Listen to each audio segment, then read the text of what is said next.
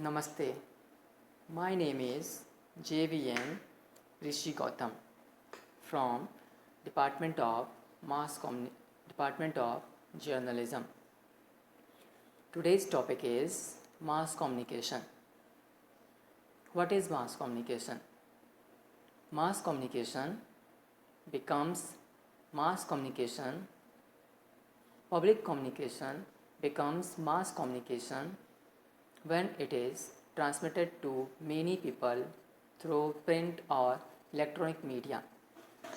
Print media such as newspapers and magazines continue to be an important channel for mass communication, although they have suffered much in the past decade due in part to the rise of electronic media.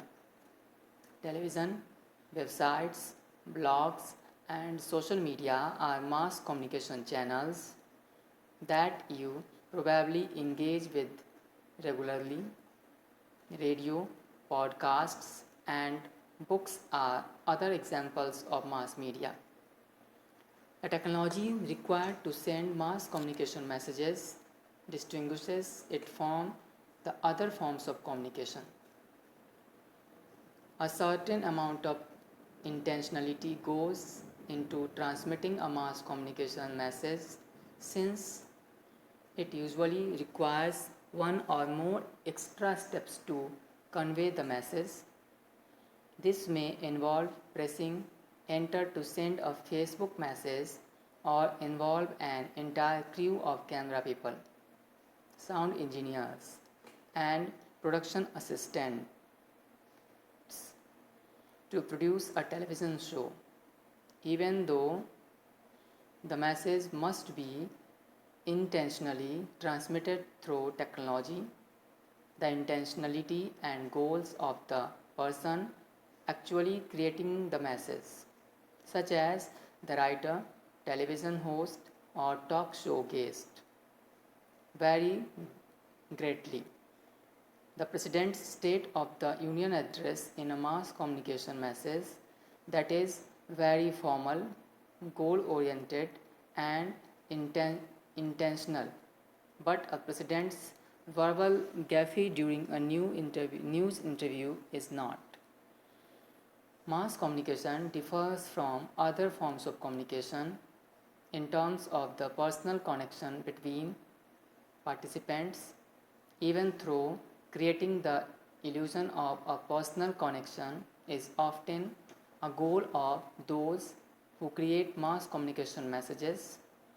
The relational aspect of interpersonal and group communication isn't inherent within this form of communication.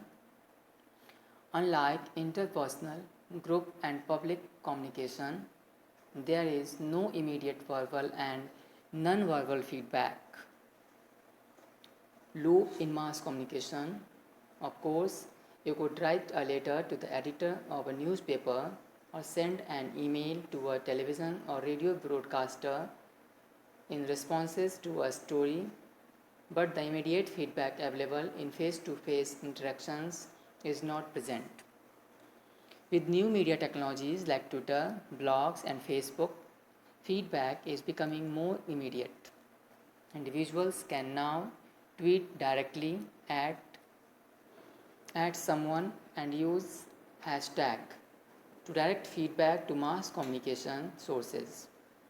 Many radio and television hosts and news organizations especially invite feedback from viewers, listeners via social media, and may even share the feedback on the air.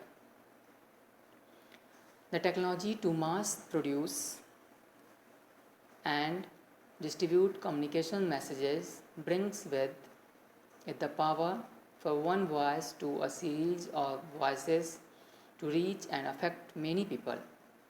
This power makes mass communication different from the other levels of communication. While there is potential for unethical communication at all the other levels, the potential consequences of unethical mass communication are important to consider. Communication scholars who focus on mass communication and media often take a critical approach in order to examine now how media shapes our culture and who is included and excluded in various mediated messages. We will discuss the intersection of media and communication more in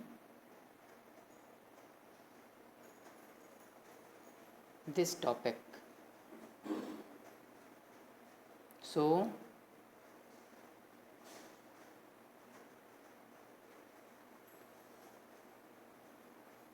thank you.